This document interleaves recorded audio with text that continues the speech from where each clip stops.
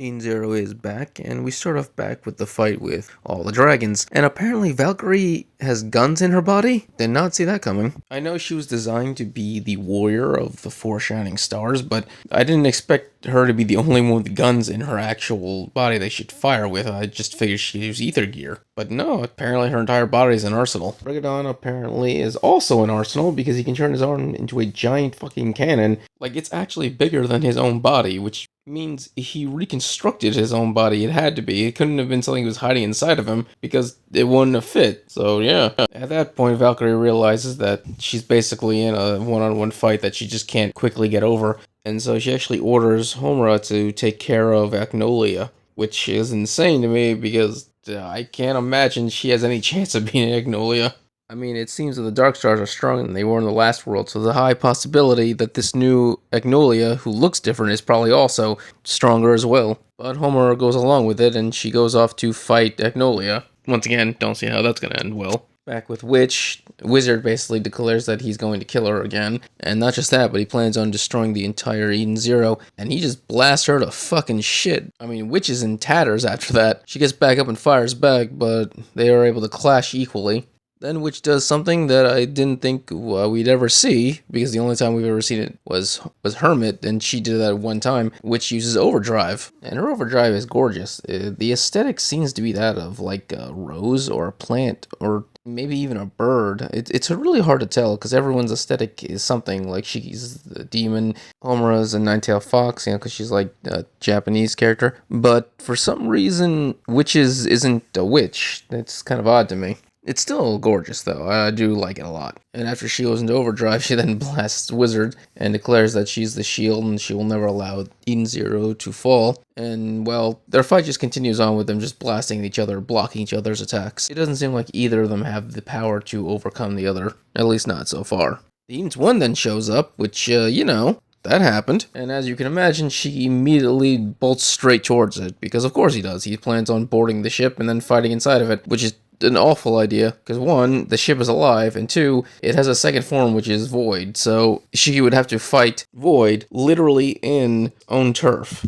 Okay, now this is where it really gets weird, because Hermit and Weiss are trying to get into the cockpit with Witch so they can help her out, but they've been locked out, and apparently, and obviously, it was Killer that did it. Now, here's the crazy thing. Killer declares that he has activated the Eden Zero self-destruct. Hermit points out there is no self-destruct. And then Killer said, yeah, I programmed it myself. Okay, how? It's not like you could just create a self-destruct button on a building and now the building can be blown up if you press it. There has to be, explosives. Where did he get the explosives? And what? Did he bring explosives onto the Eden Zero and then hooked it up to the Eden Zero so he can then self-destruct it? Or is he overloading the core? I'm confused on this. It has to be overloading the ether core. That has to be the only thing that makes sense, because otherwise, once again, you'd have to bring explosives onto the ship like that. You can't just program, oh, now it can blow up. If that made sense, then you could program, now it has the ability to fly, and then you can make a rock fly. Like, you need physical parts, not just a program to make something work.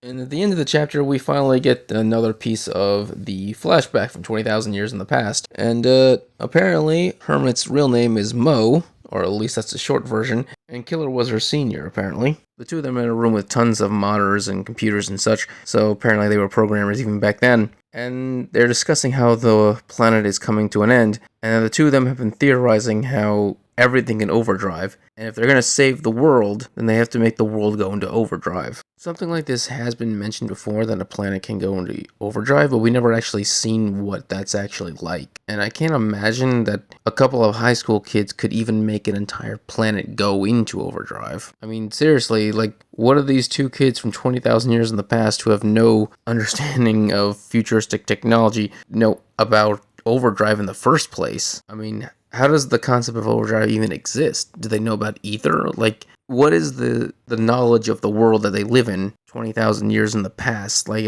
it seems like our modern world, so these kids are either super smart, or we're a little bit further in the future of our world than we're not actually in the present time, because apparently this world knows about ether gear and other things like that. I'm a little confused on that. I mean, if we weren't keep getting pieces of the flashback and we actually got a full-on flashback, maybe it would be more clear. But at the moment, there's really not much I can say or even speculate about. Apparently, their plan was to overdrive the entire planet, and I got a bad feeling that that might have been what doomed the planet. Hermit actually might have killed the entire human race except for 8 people. That could be why Peanut was crying at the end and why the Shining Stars had their memories taken from them in the first place, because that's just not something that a person could possibly live with, knowing that they're responsible for the death of an entire world. Obviously, that's all speculation, but there's a high possibility that if you're going to fuck with an entire planet's ether, you could causing an extinction level event. Hopefully I'm wrong, because that would be devastating for Hermit.